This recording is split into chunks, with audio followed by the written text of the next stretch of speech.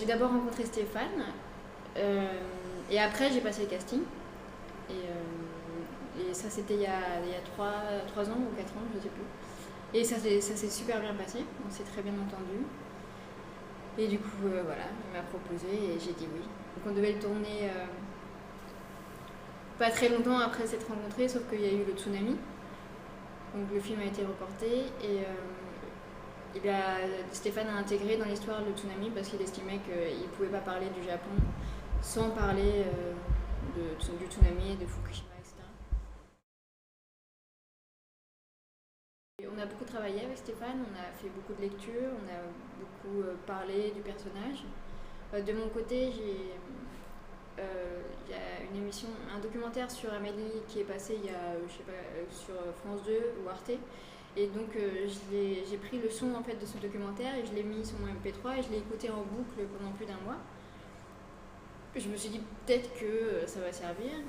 Et, et après j'avais ma volonté à moi aussi d'essayer de trouver une façon de marcher, de se mouvoir. Et voilà, j'ai essayé plein de petites choses et c'est ce qui fait que c'est Amélie. Pas Amélie Nothomb, mais Amélie qui est à l'écran.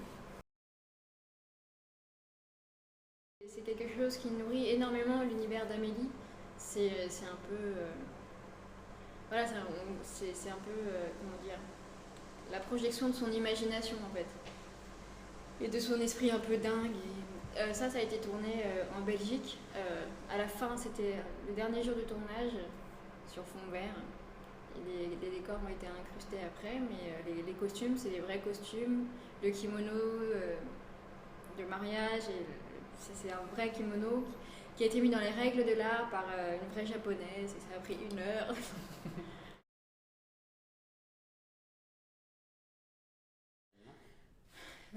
J'ai commencé le cinéma avec Joachim Lafosse, donc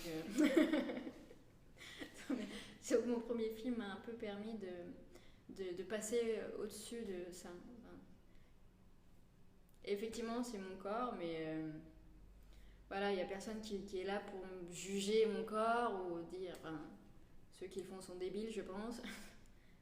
Et du moment que ça sert le film et c'est beau, il y a des scènes très très très belles, elles sont très touchantes, donc moi ça me dérange pas du tout.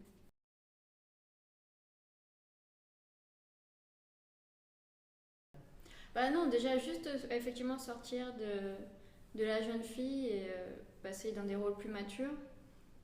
Et après, bah, on verra ce qu'on me propose. Il y a déjà pas mal de projets et on verra ce qu'il en ressort.